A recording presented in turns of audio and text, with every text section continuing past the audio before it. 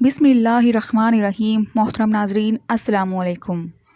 حضرت سلیمان علیہ السلام ان پیغمبروں میں سے ایک تھے جنہیں مقام نبوت کے علاوہ ایک وسیع و عریض اور بے مثال حکومت ملی۔ آپ علیہ السلام کا اسم گرامی قرآن میں 17 بار آیا ہے۔ آپ علیہ السلام کا سلسلہ نسب 11 واسطوں سے حضرت یعقوب علیہ السلام تک پہنچتا ہے۔ وہ بنی اسرائیل کے عظیم المرتبت پیغمبروں میں سے ہیں۔ قرآن پاک کی سورہ صاد آیت نمبر 30 میں خداوند متعال آپ علیہ السلام کی تعریف میں یوں ارشاد فرماتا ہے، اور ہم نے داؤد علیہ السلام کو سلیمان علیہ السلام جیسا فرزند عطا کیا جو بہترین بندہ اور ہماری طرف رجوع کرنے والا تھا۔ روایت میں ملتا ہے کہ 4 افراد ایسے ہیں جنہوں نے پوری دنیا پر حکمرانی کی، ان میں سے 2 مومن اور 2 کافر ہیں۔ مومنین میں سے حضرت سلیمان علیہ السلام اور جناب ذوالقرنین تھے، اور کافروں سے بخت نصر اور نمرود۔ حضرت داؤد علیہ السلام خدا کے پیغمبر تھے اور سالیہ سال اپنی قوم کو ہدایت کرنے میں مصروف رہے۔ عمر کے آخری حصے میں اللہ تعالیٰ کی طرف سے ان پر وحی نازل ہوئی کہ اپنے خاندان سے اپنا کوئی جانشین اور وصی معین کریں۔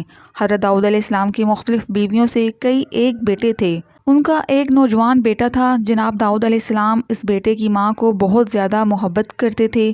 جب آپ علیہ السلام پر وحی نازل ہوئی تو اس کے بعد وہ اپنی اسی بیوی کے پاس آئے اور کہا، اللہ تعالیٰ نے مجھ پر وحی نازل کی ہے کہ میں اپنے خاندان میں سے کسی کو اپنا وصی اور جانشین مقرر کروں۔ بیوی نے کہا، بہتر ہے کہ آپ کا جانشین میرا بیٹا بنے۔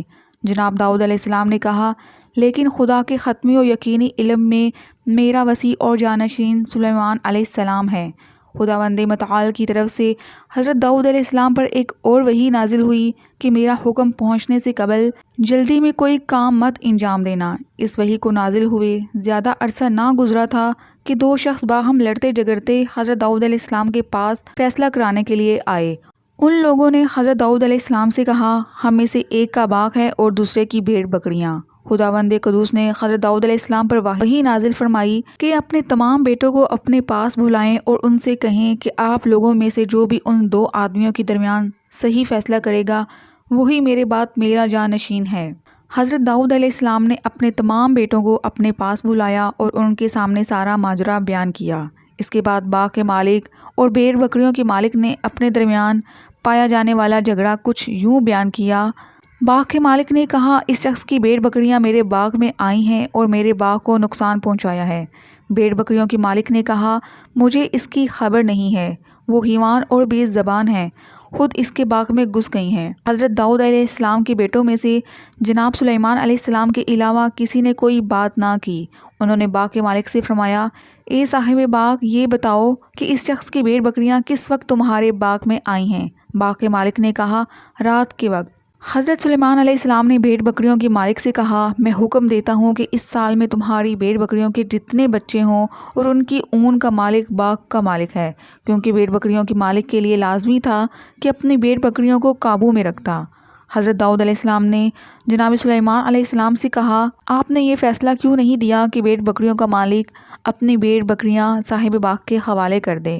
کیونکہ بنی اسرائیل کے علماء نے بھیڑ بکریوں کی قیمت دریافت کرنے کے بعد معلوم کیا ہے کہ ان کی اور باغ کی قیمت برابر ہے۔ حضرت سلیمان علیہ السلام نے فرمایا، میں نے یہ فیصلہ اس معیار پر کیا ہے کہ انگور کی بیلیں جڑوں سے تو ختم نہیں ہوئیں بلکہ ان کا صرف پھل ضائع ہوا ہے، اور اگلے سال انگور کی بیلیں دوبارہ پھل اٹھائیں گی۔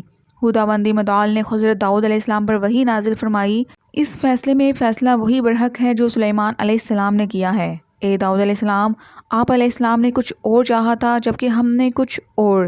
آپ نے سوچا تھا کہ اپنے اس بیٹے کو اپنا جانشین بنائیں جس کی والدہ سے آپ زیادہ محبت کرتے ہیں۔ حضرت داؤد علیہ السلام اپنی پیاری بیوی کے پاس آئے اور کہا، ہمارا کچھ اور ارادہ تھا جبکہ خدا نے کچھ اور چاہا ہے۔ جو خدا چاہتا ہے اس کے علاوہ کچھ بھی نہیں ہو سکتا۔ ہم اللہ کے حکم کے سامنے سر تسلیم خم کرتے ہیں اور اسی پر خوش ہیں۔ ایک اور روایت میں جناب شیخ صدوق رحمۃ اللہ علیہ نقل کرتے ہیں کہ حضرت داؤد علیہ السلام چاہتے تھے کہ حضرت سلیمان علیہ السلام کو اپنا جانشین اور خلیفہ بنائیں۔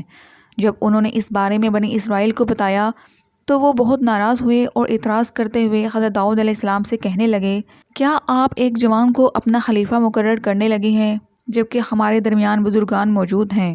حضرت داؤد علیہ السلام نے بنی اسرائیل کے 12 قبائل کے رؤسا کو بلایا اور ان سے فرمایا، آپ لوگوں کا اعتراض مجھ تک پہنچا ہے، آپ سب اپنا اپنا عصا لے آئیں اور ان کے اوپر اپنا اپنا نام لکھ دیں۔ اور سلیمان علیہ السلام بھی اپنا عصا لا کر اس کے اوپر اپنا نام لکھ دیتے ہیں۔ یہ تمام عصا ایک کمرے میں رکھ کر باہر سے تالا لگا دیں اور آپ تمام قبائل کی روزہ ایک رات ایک کمرے کے سامنے پہرا دیں تاکہ کوئی بھی اس کمرے میں نہ جا سکے۔ اگلی صبح کمرے کا دروازہ کھولیں اور دیکھیں کہ جس کا عصا سبز اور پھلدار ہو چکا ہے وہی میرے بعد لوگوں کا رہبر و رہنما بنے گا۔ قبائل کے سرداروں نے اس تجویز کو قبول کیا اور اپنا اپنا محسوس عصا لا کر ایک کمرے میں رکھا، اسے تالا لگایا اور ایک پوری رات اس کمرے کی نگہبانی کی۔ اگلی صبح ان لوگوں نے حضرت داؤد علیہ السلام کی ابتدا میں نماز صبح ادا کی اور اس کے بعد کمرے کا دروازہ کھولا تو کیا دیکھتے ہیں کہ صرف حضرت سلیمان علیہ السلام کا عصا سبز اور پھلدار ہو گیا ہے۔ وہ عصا حضرت داؤد علیہ السلام کے سپرد کیا، انہوں نے وہ عصا سب کو دکھایا تو سب لوگوں نے اسے قبول کیا۔ حضرت داؤد علیہ السلام نے اپنے بیٹے کو مخاطب کر کے کہا، اے میرے بچوں، کون سی چیز سب سے زیادہ میٹھی ہے؟ انہوں نے کہا، محبت۔ جناب داؤد علیہ السلام بہت خوش ہوئے اور بنی اسرائیل کے درمیان سے گزرتے ہوئے اپنے پاس جناب سلیمان علیہ السلام کو اپنا جانشین اور لوگوں کا رہبر بنانے کا اعلان کیا۔ یوں خدا تعالیٰ کے ارادے سے حضرت داؤد علیہ السلام کی نبوت اور سلطنت حضرت سلیمان علیہ السلام کو منتقل ہو گئی، حالانکہ وہ ان کے سب سے چھوٹے بیٹے تھے۔ حضرت سلیمان علیہ السلام کی مملکت اپنے باپ سے بھی بڑی تھی کیونکہ خدا نے انہیں ہوا پر اختیار دیا تھا کہ وہ جہاں بھی جانا چاہیں وہ ان کا تخت اٹھا کر وہیں لے جائیں۔ جنات کو ان کے ماتحت کر دیا کہ وہ ان کی خدمت کریں اور پرندوں کو ان کا مطیع بنا دیا کہ وہ اپنے پروں سے ان کے سر پر سایہ کریں۔ پروردگار عالم نے انہیں پرندوں کی بولیاں بھی سکھائیں اور غیر معمولی فہم و فراست عطا کی۔ ان تمام نعمتوں کی بدولت حضرت سلیمان علیہ السلام کی سلطنت ایک بے مثال سلطنت بن گئی اور اس میں تمام ظاہری قوتیں یکجا ہو گئیں۔ حضرت سلیمان علیہ السلام کے تخت کے بارے میں صحیح اور قطعی معلومات تو نہیں ہیں اور یہ بھی معلوم نہیں ہے کہ اس کی شکل کیسی تھی اور وہ کتنا بڑا تھا، یعنی آیا وہ ایک تخت ہی تھا کہ جس پر حضرت سلیمان علیہ السلام اور ان کے چند خاص مصاحبین بیٹھتے تھے، یا وہ ایک قالین تھا کہ جس کی لمبائی چوڑائی کئی برسنگ تھی اور اس پر آپ کے وزیر، اہلکار اور ہزاروں سپاہی بھی بیٹھا کرتے تھے۔